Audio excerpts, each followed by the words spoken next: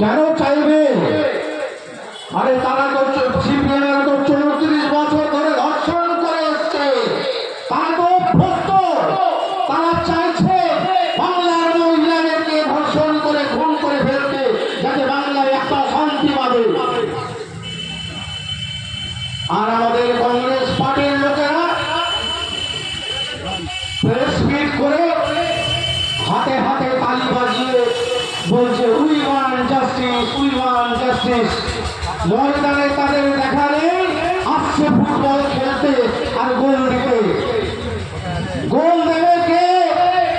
বাংলার জননেত্রী মমতা বন্দ্যোপাধ্যায়।